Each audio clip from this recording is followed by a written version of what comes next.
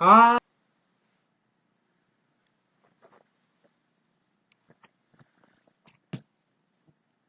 So based on the fact that I'm holding the book, you probably think I'm going to be reviewing the chapter 2 of this magnificent book. But no, I'm reviewing the new movie, It Chapter 2. Or maybe not reviewing, but more like talking about it more than reviewing because I absolutely love this movie. If you don't want spoilers, but you want to know what my thoughts on it are, because there will be spoilers in this video, I absolutely loved it, and I think you should go check it out, especially if you like the first one. And also, this one, whether this one's better than the first one or not, I don't think that really matters because I think this one serves more as like a completion of the two movies because it's the perfect add-on.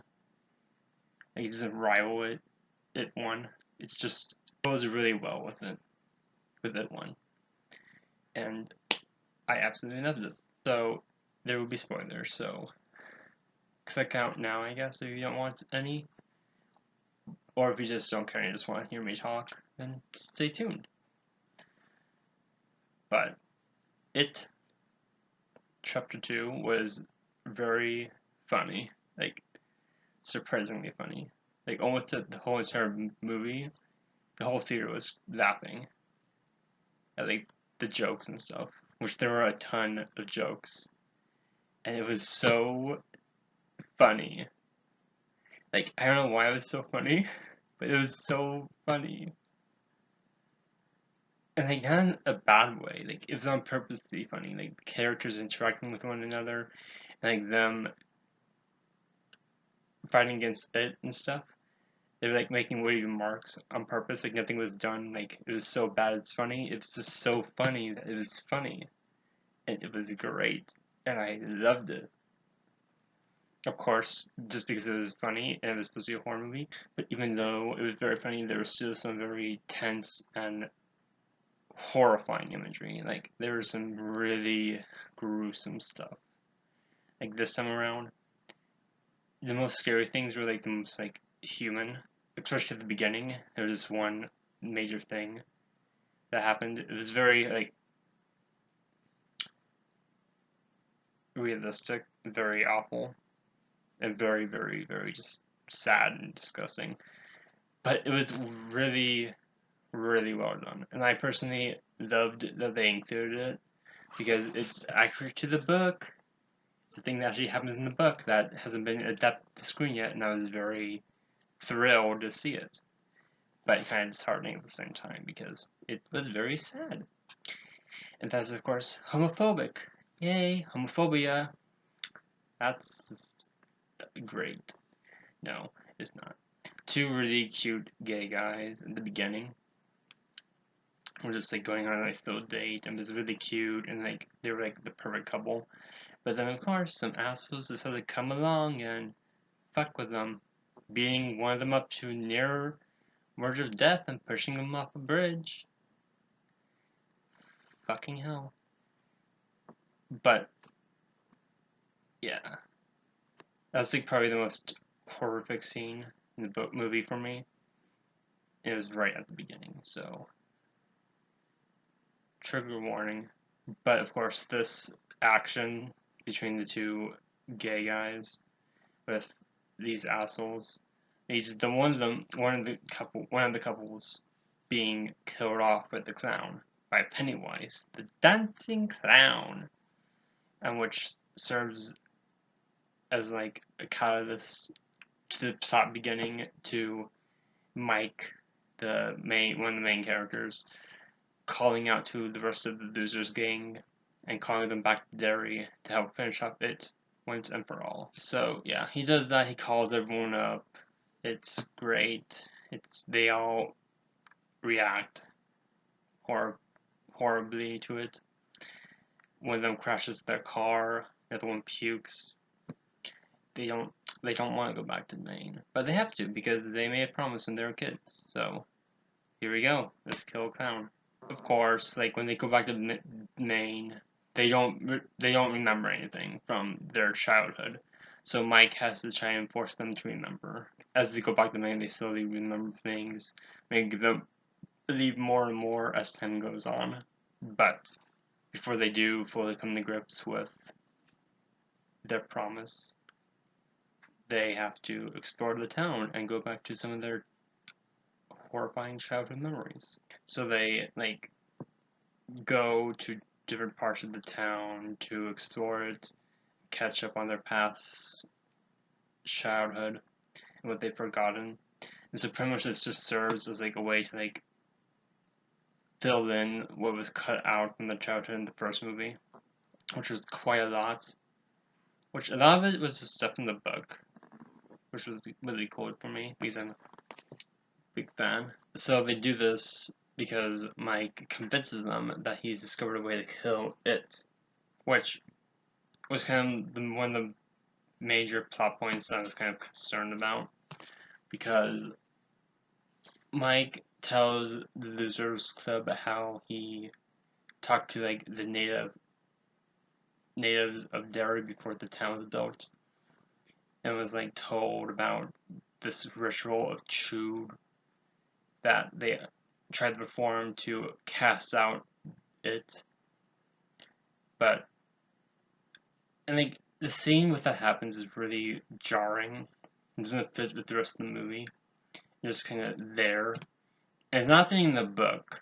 And what kind of is the ritual Chud is, but they could have put it in like so much better ways, incorporated it, but they didn't. So we just are left with this weird scene, this like trip scene where Mike drugs Bill. That while he's drugged, he sees what Mike saw, and like believes what Mike said. But it's just so weird, and the rest of the movie has nothing to do with this really. And yeah, while the Losers Club are following their pasts and revisiting their own personal hells, one of the things that stood out a lot to me is Richie, because Richie is one of my favorite characters. And it actually, Richie is my favorite character because he's just so funny and so great, and his adult actor is so good. Like I love his adult actor so much in this movie, and so it's revealed that Richie is gay, which is kind of amazing. And so we just see more homophobic things towards him, and we see a scene from the book when he was a child about this like Paul Bunyan statue that chases him around. And it's like kind of one of the coolest scenes because it looks really scary. It looks really intense, and I love it. Then we cut back to Richie as an adult, and Pennywise like kind of turns the world gay. Like the color palette becomes bright, colorful type of stuff, and it's like it's really weird. It's kind of cool because in the background we see a bunch of like people just like swaying like a dance kind of thing, and Pennywise is doing like a song kind of thing about Richie being gay, sort of, which was a lot of things. It was a lot. It had me shook. It was both very scary but comical at the same time, which is really nice about Pennywise this time around because he's both really scary and like good at being enticing. He's good at being enticing and like makes people wants people to be near him and get them in their proximity, which is really good, and I appreciate it a lot. Because in the first one he's kind of just all scary, or this one he's kind of like, "Hey, love me, please." Oh no, I eat your arm, and it's so good. He's so good in this movie. Everyone is so good, minus Mike, who I have a vendetta against Mike. Mike is like the worst character in the movies. In the book, he's pretty good. Like I like him fine enough in the book. But in the movie, he's just kind of there to fill in that quota. It's kind of sad, like because like when the Loser Club first get together, when Bill meets Mike again, Mike reacts like they're the best of friends. Even though in the movie we saw like no characterization between the two of them at all. He's just kind of there in the first movie. Well, in this movie, he's the main catalyst for the plot unfolds throughout the movie. But like, he doesn't have like a main reason because we don't really see him do anything in the first movie. And it's just kind of jarring because in the book it makes sense for everything. But in the movie, he's just kind of like, I don't know. I just don't like Mike. I don't want to not like Mike, but like the screenwriters have to do a better job with Mike. But they didn't. And then we have it in It Chapter 2, which are both fairly good movies, but Mike is just kind of like a wasted character. This is sad. It's very sad. One of the main things I love about this movie is like they take characters that we already liked from the first book, from the first movie, and just add on to them. And like people I already like, it's just I love even more. Like they just add so much character development between all the characters. And they're just so good. Everyone is just so good. Rasheed and Eddie are my ship. They're so good. They are so cute together. And like Rishi is confirmed that Rishi has a low-key crush on Eddie, which is really nice to see. And I love it. And Bev and Ben get together, and it makes me so happy because I ship them so hard. And like I was concerned that would be Bev and Bill because no, Bill has a wife. Why would he want Bev? He doesn't deserve Bev. Ben deserves Bev. They are so cute together. They're so perfect. Which they do, and it makes me so happy. Because in the final scenes, we see them together, and they're so gosh darn cute, and I love it. Love it so much. I think that's all I really want to talk about. There's not much else I can think of. They're so good. It's such a good movie. And I highly implore that you go watch it. And if you have already watched it, what did you think? Did you like the movie? Did you hate it? Actually, apparently this movie has been getting a lot of low reviews. I think my theory is like it lacks nostalgia because it's set in like 2017, I think, and the first movie was like well received by everyone. Like it was really well liked and stuff. Because I think it was seen through the perspective of the children, which we can all relate with. And stuff, and we see them in situations that make sense for children. But as adults, they're like rich and famous, and like Bill is a well-known author, and Ben is a construction design worker type of thing, and Bev is married to a well-known executive of a company, I think, and Reggie is a comedy genius and has his own show and stuff, and Eddie is a limo driver, which is always kind of weird because everyone else is so successful. Well, Eddie is just like a limo driver, and like he owns a company for limo driving. It's just like it's so glaring because everyone else is so much richer and famous than him, and he just has a limo driver company. Oh yeah, and like I don't think people like that because of course they can't relate to that because no average moviegoer is gonna be that. So like, I don't know. Maybe not. Maybe it's just people think it's a bad movie. You know, it clearly isn't. It's so good. Actually, and I think also like the plot thread with like the African American type of thing probably drove some people to not liking it because it's a bit far fetched and asks you a lot to suspend your belief and just like doesn't fit with the rest of the movie at all. And like by the end of the movie, that thought thread is like revealed that Mike is just lying about the whole entire time.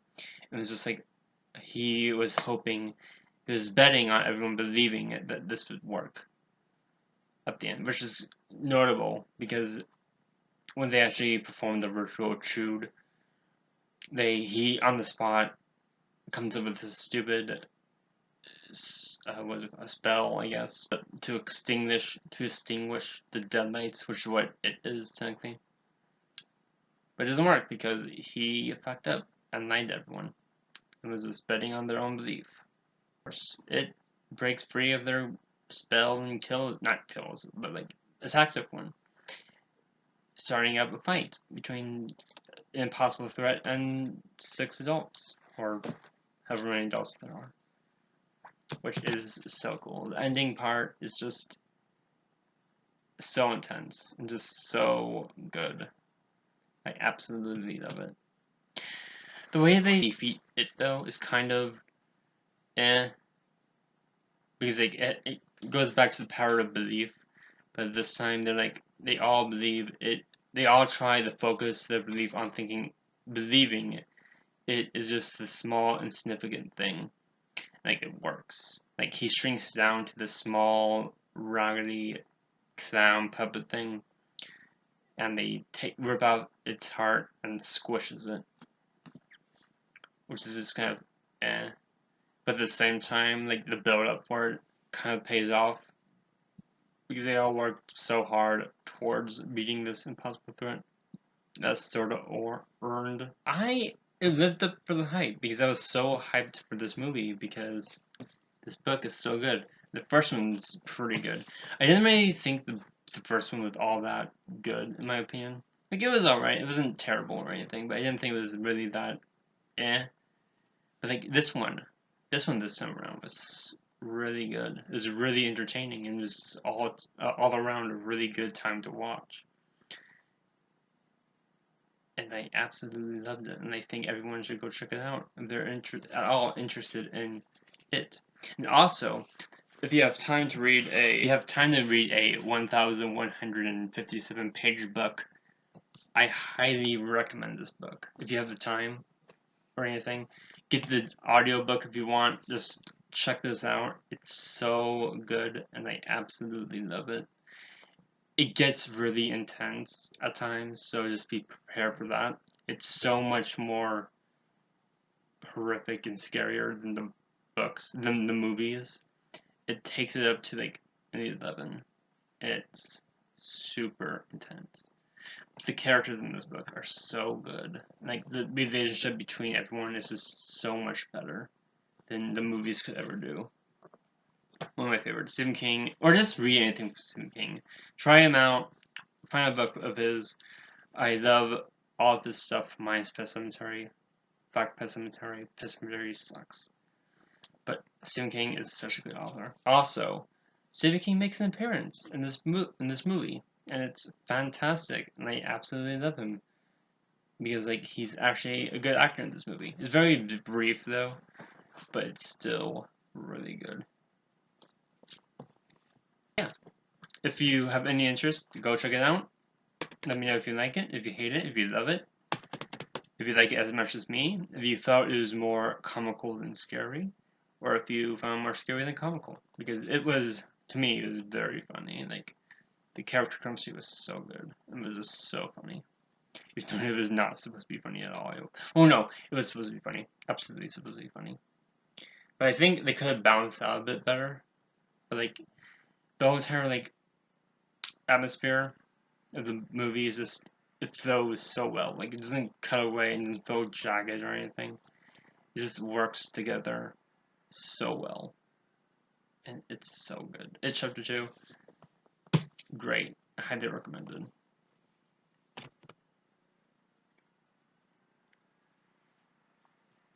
Yeah. If you, for some reason, like this video, give it a like, subscribe if you want to see more of this sexy face. And if you want to check out some gameplay stuff, you can go check out my Twitch. I will be live streaming a game called Little Nightmares next month in honor of October. I have never played before, so it's a blind playthrough. I've never watched anyone play it or anything, so I'm super excited. I hope you tune in. I'll also be releasing highlights from the live streams onto this channel, so subscribe for that if you want. I've been recently live streaming hard mode Kingdom Hearts 3, which is essentially critical mode with a level 1 lock, so I can't level up at all. And it makes the game so much more harder. So you can go check that out. Check that out if you're interested in that kind of thing. During October, sometime in October, I'll be doing a book review on The Shining and Doctor Sleep in honor of the new movie Doctor Sleep coming out. So if you like Stephen King, there'll be plenty more of that to come up very soon. And I am super excited. I hope it's great. I have my doubts, but we'll see if it's good or not. Leave a comment if you have any ideas of what I should cover or not. There will be a lot of stuff coming in October, which I am super stoked about. And yeah, I'm glad you stopped by if you did. Enjoy your day. Go check out It Chapter 2. It was so good.